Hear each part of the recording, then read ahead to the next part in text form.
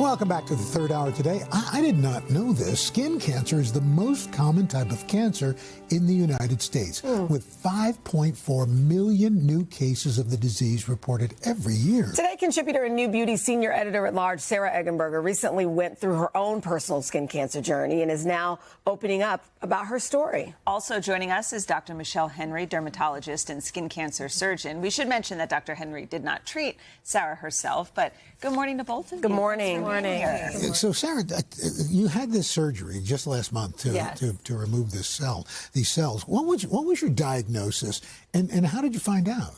Well, you know, it's really interesting because I had this little spot on my nose and it didn't present itself like a skin cancer would. It just looked like a blemish that wouldn't go away. Like how long had it been there? That's it. That's what it looked like. You would never know. You just put makeup on that and keep it moving. Exactly. It's like a little concealer, dab it on, move on with my day. Didn't think much of it, but it lingered. And so if you do have that spot that doesn't go away, doesn't act normal as another blemish on your skin, that's the time you need to call your dermatologist. And so I did have Mohs surgery to remove it just a couple weeks ago.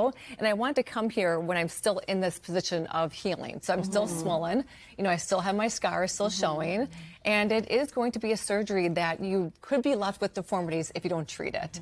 So it is about early detection, making sure you get your checks, and just, you know, taking care of your skin. It's kind of like a car. If your car is making noises, you get that checked. If your skin looks different, get that checked. But you're the epitome of skincare. You're always here telling us what to use and what to do. I know. That is so true. I'm like, why me of all people? Like, I am such a sunscreen advocate.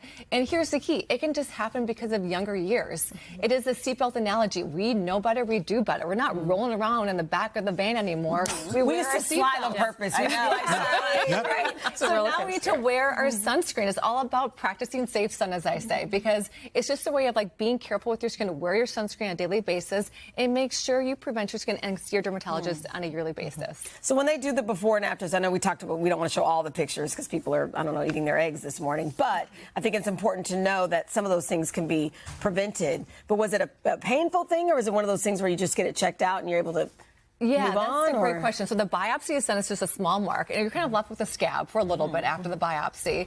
And then the surgery was a little bit more invasive for me because I did have a subtype, moriform basal cell carcinoma. So it did have little tentacles. So it was spread out quite a bit. So I do have a fairly large scar. My nose is sensitive to the touch.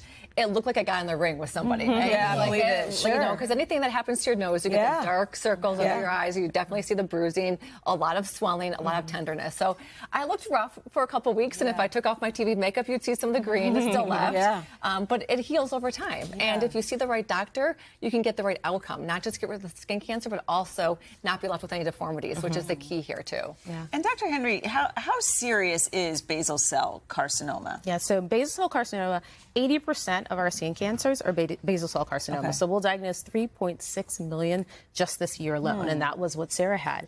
Now, is it just a removal? Or? Yeah, so basal cell carcinoma is not typically fatal, but it can be quite disfiguring, especially on areas like the face, the ears, or the scalp. So with Sarah, a biopsy was done, and that's how we make sure that we definitively know it's a skin cancer. And then we come up with the treatment. And for her, it was Mohs surgery. So Mohs surgery is a very unique type of micrographic surgery. So what we're doing is we're cutting out the cancer, and while you're there, we're looking at it under the microscope and looking at any abnormal cells and layer by layer making sure we remove them. So like in real time? In real time. So we freeze the tissue. It's Mohs micrographic surgery. So it's a very technical procedure. So when you leave that day, you know that we've taken all of the abnormal cells. Not only have we taken off all of the normal cells, we've left behind as much normal tissue as possible. So it is the highest cure rate. So according to the Skin Cancer Foundation, up to 99%, but also the most aesthetic. So it's going to give you an opportunity to have less disfiguring, to have a smaller scar. So Dr. Henry, really quickly, let's try to prevent this. Yes. What do we need to do? I know we hear it, but it doesn't hurt to repeat that. We'll drive it home. So UV light is what causes this. You know, natural UV light, but especially tanning beds, your skin never forgets. So it's your cumulative sun exposure. Those intense burns, but also what you're getting every single day. So in terms of prevention, sunscreen, sunscreen, sunscreen, SPF 30, more than that every single day. Something a lot of people don't know is there is a supplement. It's a vitamin B derivative derivative called nicotinamide that actually in large-scale studies we see that it can reduce your risk of skin cancer. Now, what you want to do with anything you put in your body is make sure you run it by your doctor, make sure that it's okay for you and your other medications and your unique risk factors, but that's something we use a lot in dermatology. And then lastly, of course, see your dermatologist each and every year. We look at you head to toe, we look inside your mouth, your ears, your double covered areas to keep you safe. All right. So thorough. That's great. Thank you. And thanks for sharing your story, Sarah. Really important. Really appreciate it. To read more about Sarah's story, head to today.com. Hey, thanks for watching. And don't forget, you can catch the Today Show every morning on NBC or take Today when you're on the go. Just follow the Today podcast on Apple Podcasts, Spotify, or wherever you listen.